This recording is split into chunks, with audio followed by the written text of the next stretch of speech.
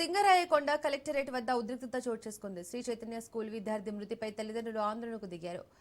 తౌషిక్ మరణానికి school యాజమాన్యమే కారణమంటూ collectorate రోడ్డుపై పడుకొని ధర్నాకు దిగింది. తౌషిక్ గొంతుపై గోరుగాట్లు ఉన్నాయని తల్లిదండ్రులు ఆరోపిస్తున్నారు. స్థానిక ఎస్ఐ కేసును తప్పుదోవ పట్టిస్తున్నారంటూ ఆరోపిస్తున్నారు. విద్యార్థి మృతికి కారణమైన చైతన్య చేయాలి. సింగరాయకొండ శ్రీ చైతన్య యాజమాన్యాన్ని అరెస్టు చేయాలి. సింగరాయకొండ శ్రీ చైతన్య అరెస్టు చేయాలి. సింగరాయకొండ శ్రీ చైతన్య నవోదయ క్యాంపస్ యాజమాన్యాన్ని చైతన్య కోచింగ్ సెంటర్ లో చదువుకుంటున్నాడు. బాబు మృతికి కారణం వార్డెన్ బార్జీ. దీనికి ముందు రవణారెడ్డి సారు వాళ్ళ యాజమాన్యానికి చెప్పినా వాళ్ళు పట్టించుకోకుండా వదిలేయడం వల్ల వాళ్ళందరూ కారకులు సార్. నా పిల్లడికి ఆ యాజమాన్యమే తప్పు. ఆ స్కూల్ జీవితంలో లైఫ్ లో ఉండకూడదు. పిల్లలకి నేను బాధపడినట్టు ఇంకొకరు బాధపడకూడదు. ఇంకొకరు ఎవరు తల్లిదండ్రులు బాధపడకూడదా?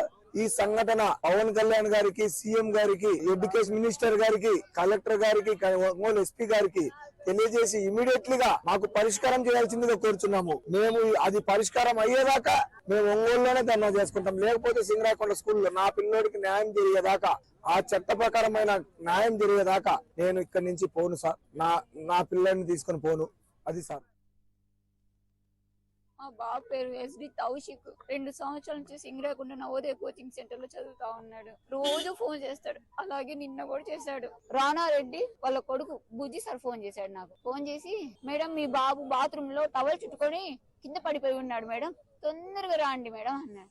అదేంది, ఏమైంది బాబు అంటే, టవల్ చుట్టుకొని పడిపోయి ఉన్నాడు అంతే, ఏం కాలేదు, రాండి మీరు అన్నాడు. సింగరాయకొండ నుంచి అక్కడ రావడానికి ఎంత టైం పట్టింది సార్?